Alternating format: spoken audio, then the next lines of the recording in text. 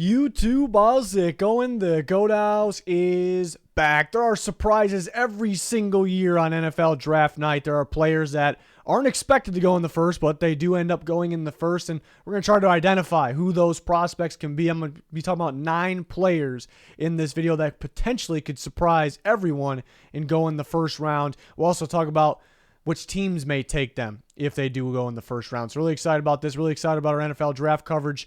Going forward here, we'll be live during day 1 of the NFL draft. Make sure you follow us on Twitter. Very important. Like, subscribe, turn notifications on here on the channel. Full NFL coverage, all kinds of videos covering free agency already out there. So check it out. Links been in the comments for that Twitter, Discord, and our sponsors. GLD Shop have their Vikings chain on right now. Liquid IV, Walk the Mock. Liquid IV has a new flavor as well. We have codes for those sites. Again, links pinned in the comments. So Hendon Hooker, maybe not the most shocking one on this video because some people are kind of hinting at maybe he could go in the first round. We saw Daniel Jeremiah, his most recent mock draft had actually Hooker going in the first round to the Minnesota Vikings.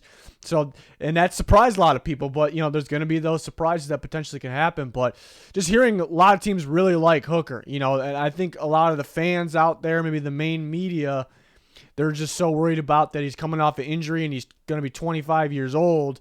I think just focus too much on that. You know, at the end of the day, he can throw the ball. He's got a good deep ball. He's pretty accurate. Had big playability. Knows how to move away from pressure, throw on the run while under pressure, but also could run as well and get some yards downfield. So almost has everything you're looking for, except, you know, he's a little bit older than some of the other guys and is coming off the injury. But if you get a good quarterback there on your team, you know, especially in the first round, if you get that 5th-year option, which is a bonus, especially for quarterbacks, you know, that could be, you know, as long as you get a solid quarterback in there, it doesn't really matter how old he is or, you know, if he's coming off the injury, I guess, unless the injury continues to pop up. But it's not really a guy we're labeling with durability issues or concerns, you know. So definitely could see him going in the late first round. I know a lot of people are anti that, so that's why he ends up on this video here. Some teams that I think maybe would pull the trigger: the Vikings. You know,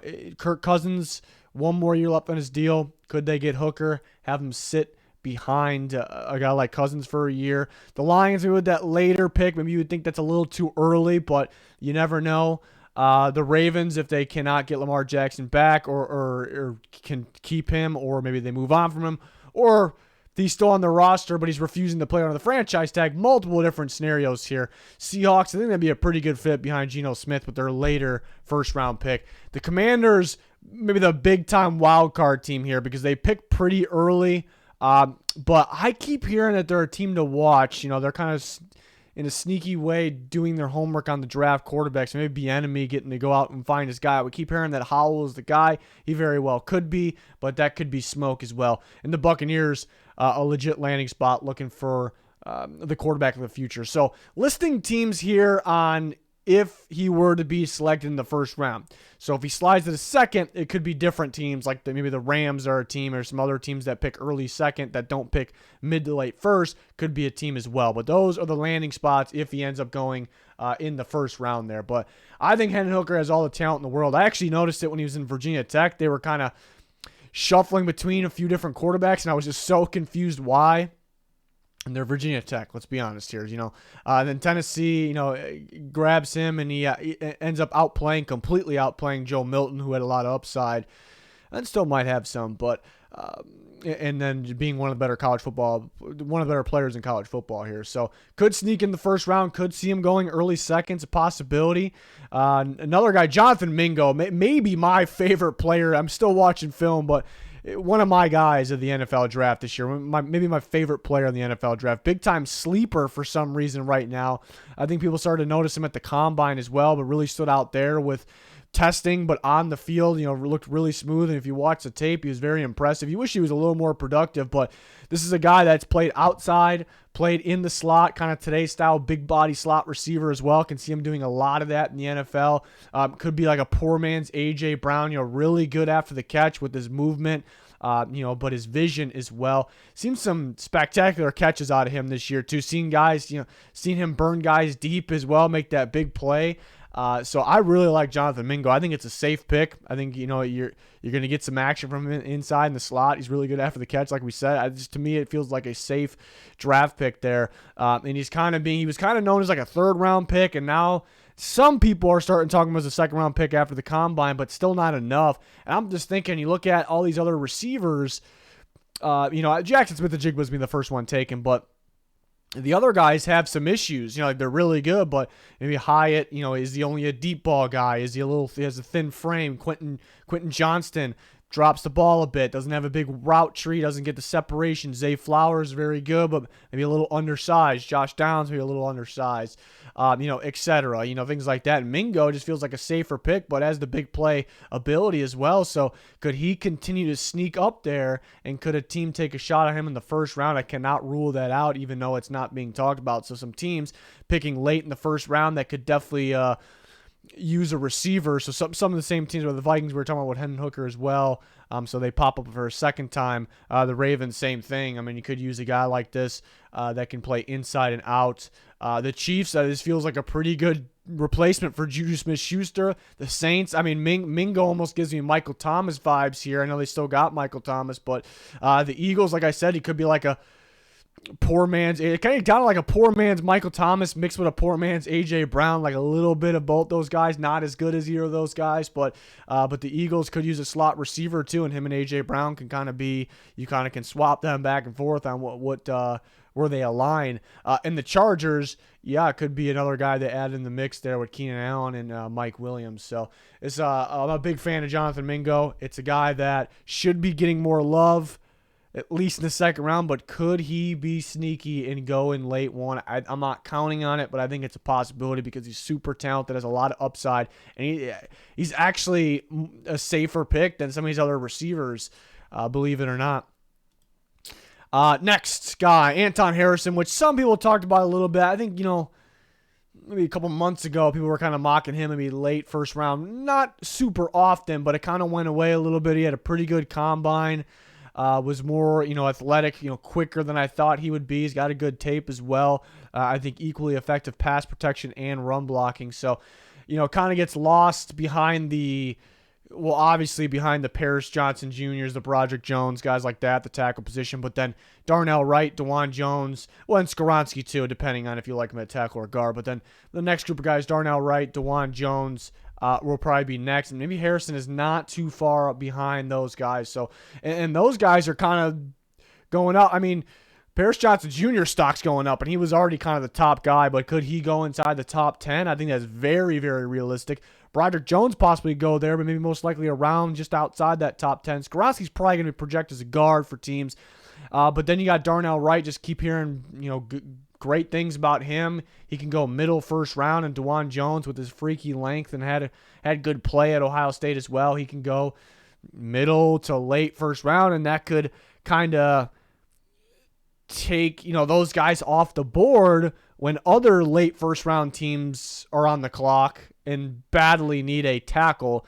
Teams like the Bengals, teams like the Chiefs. So they may go, hey, we need this. He's a talented guy. Maybe we had a very early second round grade on him, but here we are picking late first. We're pretty close to there, and we need to tackle pretty badly. He's a good, like we said, a pretty good player, so we take him. So I definitely could see that for that reason. So yeah, Bengals and Chiefs mainly.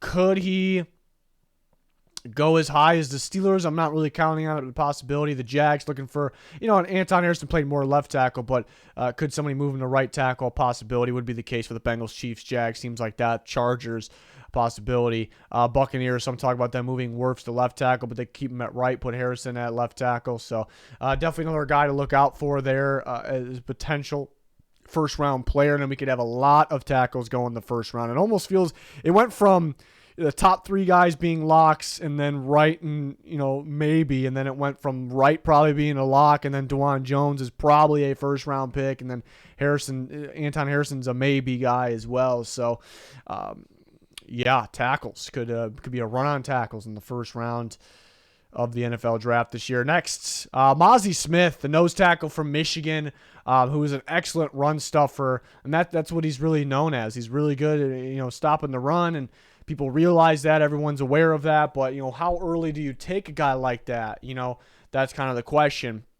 every year with guys that are a big factor in what is not as big part of a game that it used to be in the run game. It's more of a passing league now, obviously. But what people don't realize is actually MAZI Smith made his presence known in the passing game. The sack numbers might not show it, but he was a disruptor, creating hurries, creating, just that interior pressure, which is very key. So there is actually more to his game than just stopping the run. I think he's a guy that you can see the pass rush production in the, it's right there, like near future, if you could develop him a little bit more. And he's not Dexter Lawrence at all, but kind of what I was saying about Dexter Lawrence, like he was a dominant run stuffer right out the gate, but you can see the potential in terms of getting after the quarterback. And then we kind of seen that now. So could MAZI Smith end up being a guy like that? So he can sneak in the late first round, and then teams kind of looking for a nose tackle / D tackle. There's a lot of those guys in the NFL that were nose tackles, just strictly nose tackles, and they end up being defensive tackles. And some guys that actually we were just recently talking about when talking about free agency. I mean, Daron Payne with the franchise tag, Dalvin Tomlinson, Javon Hargrave. I mean, these guys were just only nose tackles at one point, and then they realized like these guys got some upside getting after the quarterback. I think MAZI Smith has got some of that in him, so it could end up being guys. That's kind of a better comparison there. Yeah, the guys like Dalvin Tomlinson. He could be like a Dalvin Tomlinson type guy here. So could make some teams interested in the first round. Some teams that could use that type of player are listed there. Later first round teams that I could see, pulling the trigger there. Which team maybe does he fit most? Kind of been highlighting those teams for the last couple guys. I could see the Ravens. And McDonald there, who used to be the Michigan defense coordinator. That really popped in my head just now. But yeah, so the Ravens kind of stand out. Could it be a little early? Do they have more important needs? The Ravens kind of do their own thing. I think we've kind of learned that. They're not going to really take who you think they should take or who you think their biggest need is. A lot of teams are like that as well. I think the Saints, who we'll talk about a little bit more. I got some guys I really like for the Saints, or one or two maybe. But MAZI Smith doesn't get enough love when it comes to passing downs and has a lot of upside there. Next, Zach Harrison, Ohio State pass rusher, not getting enough love right now, and I guess not participating in the combine, which I was just extremely disappointed because I thought he's going to light it up. But yeah, him not participating there, maybe, I don't know if it hurt him. NFL teams know. They know more than anybody. But it hurt him in terms of the media, the fans, understanding what he can do. And I think people kind of go look at his sack production and they go, but he has so much upside. He's long, physical, very athletic, more athletic than you think. I really think he would have lit up the combine. And he's a guy where you can kind of see that production, right around the corner. He has that upside. So I like him as a 4.3M, but maybe he could stand up in a 3.4. But the Saints are always making interesting picks. With guys with traits, especially pass rushers. They went and traded up for Marcus Davenport, Peyton Turner a couple years ago, and they lost Marcus Davenport this offseason. So a team that makes a lot of sense. Could they pull the trigger late first round? This is a guy kind of getting talked about as an early third round pick right now, but he's so freaky, has so much upside. He definitely should be talked about in the second round more, and just could he go late first just based off of traits and upside there, possibility. Eagles with that second to last pick in the first round could use another pass rusher. Chiefs would fit them as well. Frank Clark still a free agent. Jaguar, I think he fits with the top three teams a little bit the most there, but the Jaguars could look to use add another one, losing Arden Key. Seahawks, maybe more of the 3-4 guy looking for. Bills, good fit. They do have a couple guys in there. Bills are a little tricky to figure out what they're actually going to take, so could they be a surprise team? But the Saints, Eagles, and Chiefs, if he were to shock the world and go first round, which he has the traits to do so, while he's on the video, those first three teams, the top three teams, I should say, in the graphic there, would be the teams to watch. But yeah, it's a guy that you can't at all base on his sack production at Ohio State there. He's got a lot more in him. And he's way more athletic than you think. It's unfortunate we didn't get to really see him at the combine. I mean, he looked pretty good at the pro day, though. That was just a couple days ago. Another defensive lineman, ADETOMIWA from Northwestern, who lit up the combine. There's a guy that actually went and participated in the combine and and really dominated. I mean, it's a guy that weighs 282 pounds and he ran a 4.49. It's just absolutely ridiculous. I mean, it's just a freaky dude that's pretty talented already with a ton of upside, just things that you cannot coach. Has experience off the edge and a little bit inside as well, so I love that. The issue with him, the big issue on why teams might just stay away is maybe he's freaky, mainly because he's athletic. The athleticism combined with that kind of the power, but the issue is the length. He doesn't really have that trait, to play. Does he have the freaky? He does not have the freaky length to play off the edge, according to some teams. But does, maybe he's powerful, but does he have the strength to play inside? He kind of gives you more vibes as maybe a pass rusher that doesn't have the length, but he has the speed and some size for that, from some strength, I should say, for that. So that, it's kind of like a tweener guy, which those guys, they feel like boomer bust guys. Sometimes like there's guys like, what do we do with this guy? Like there's so much to like about him, but they end up being like ridiculous, like super good, like top tier NFL players, or they end up being busts. So it's like one or the other there. So a team could just fall in love with the idea of him, that they can move him around a bit, versatile player that he is, and just the upside with the freaky athleticism for that size.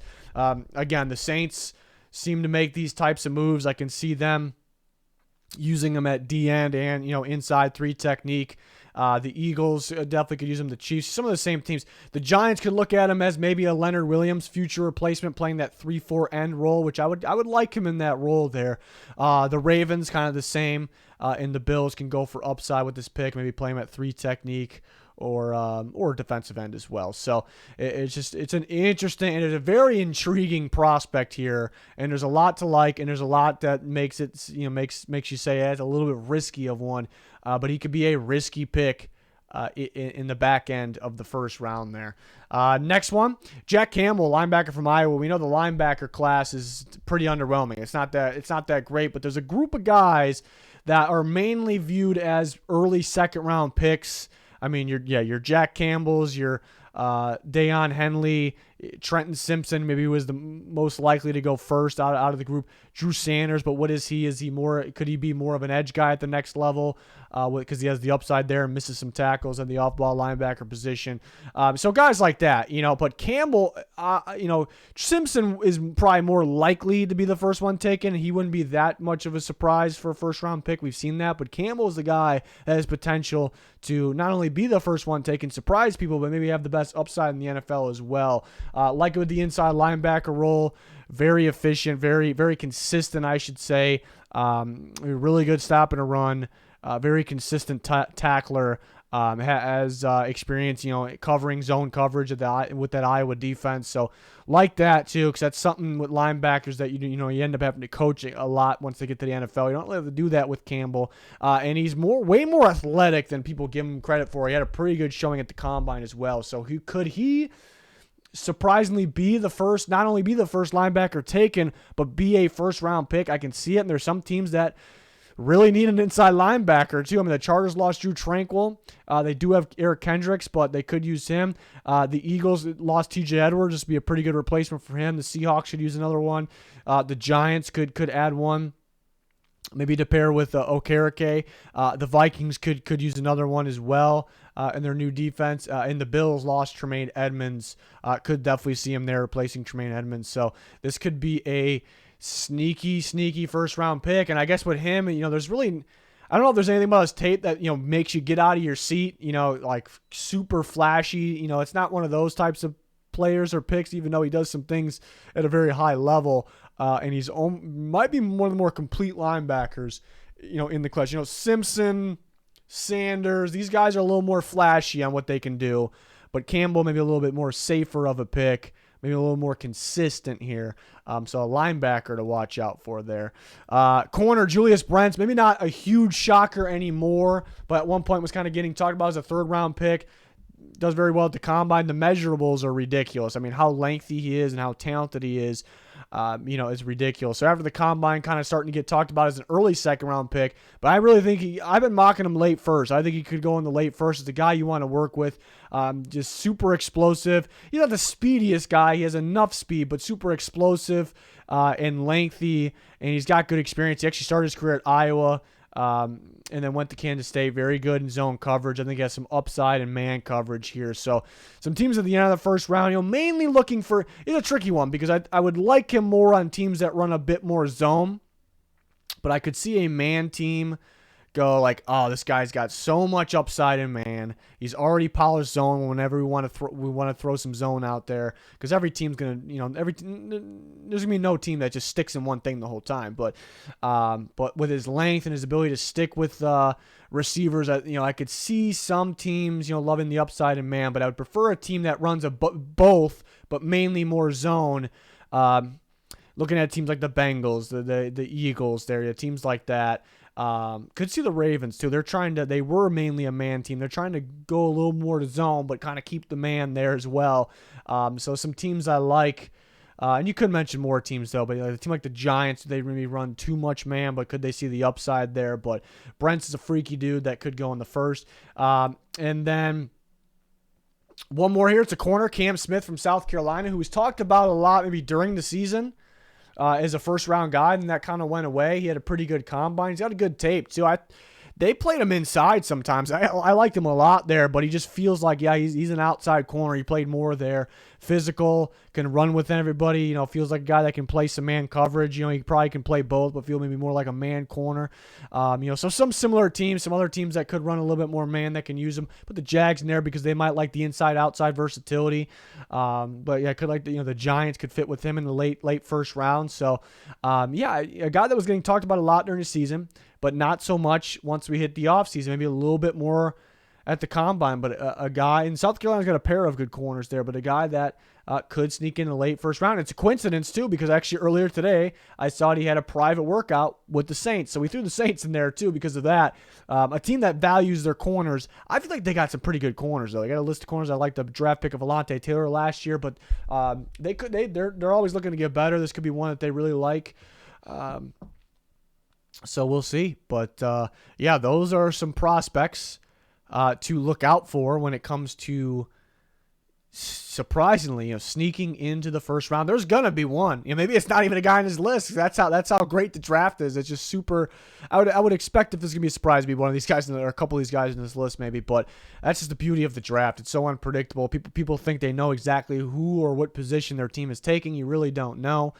Some people will be right about their team, but that's why it's just so much fun, especially with the trades. And that could change things up here too. Somebody could trade into the first round from the second round. It could be a different team that lands one of these guys than we talked about, or a team could trade back from like the earlier portion of the early mid portion back and then end up taking one of these guys. So just never know. But these are some guys that got some first round talent in them that really isn't being discussed a whole lot. So we'll do more videos like this. Maybe guys that are going to go later than you think. Maybe you think they're first round picks or second round picks. Maybe they're going to go a little later than you think. More videos like that in the way. We'll eventually get to our prospect rankings. Free agency was so busy that we're still watching film and things like that, getting ready for the draft. But yeah, really exciting times for sure. But again, we will be live during day one of the NFL draft here on the channel, and we'll have videos constantly and more mock drafts on the way leading up and during actually too. So like, subscribe, turn notifications on, be much appreciated. Follow us on Twitter. There is constant talk with you guys on there. Links pinned in the comments for that, our Discord, and our sponsors. Check it out. Head over to our channel. Check out those recent free agency videos. You will not be disappointed. That's going to do it, though. Thanks for watching. Goodbye.